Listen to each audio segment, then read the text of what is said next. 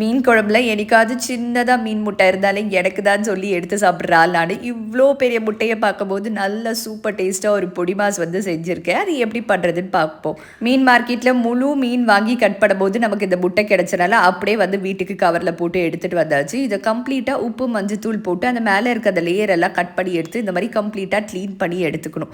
அப்போ தான் நமக்கு வந்து ஸ்மெல் இருக்காது. சின்ன முட்டை கிடைச்சாலும் இதே மெத்தடில் வாஷ் பண்ணி எடுத்துக்கோங்க. இப்போ இதை நம்ம வந்து இட்லி சட்டியில் வேக வைக்க போகிறோம். கொஞ்சமாக மஞ்சத்தூளும் இஞ்சி பூண்டு பேஸ்ட்டும் சேர்த்து, அப்போ தான் அந்த நான்வெஜ் ஸ்மெல் இருக்காதுன்னு சொல்லுவாங்க.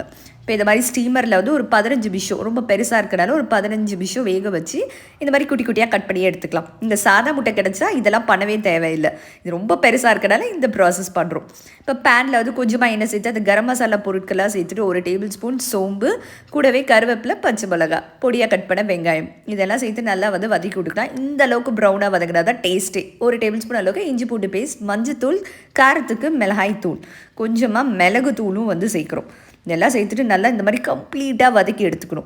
வதக்கின பிறகு நம்ம வேக வச்சிருக்க மீன் முட்டை இருக்கு இல்லையா, அந்த துண்டெல்லாம் சேர்த்துட்டு இந்த மாதிரி பொடி மாஸ் மாதிரி கொத்தி விட்டுக்கணும். மீன் முட்டை இப்போ மசாலாவோட நல்லா கலந்து வந்துட்ட பிறகு 2 முட்டை போல் நல்லா அடித்து வந்து சேர்த்துக்கணும். இப்போ இந்த முட்டைக்கு தேவையான அளவுக்கு மிளகு தூளும் உப்பும் வந்து சேர்த்து இந்த மாதிரி பொடி மாஸ் மாதிரி கலந்து விட்டுட்டு ஒன்றா வந்து மிக்ஸ் பண்ணி விட்டுக்கலாம். இறக்க போகும்போது கொஞ்சமாக ஜீரகத்தூளும் கொத்தமல்லி இலை, கொஞ்சமாக லெமன் ஜூஸ் போட்டு சர்வ் பண்ணோம் அப்படின்னா சூப்பராக இருக்கும் மீன் முட்டை பொடி மாஸ். கண்டிப்பாக ட்ரை பண்ணுங்கள்.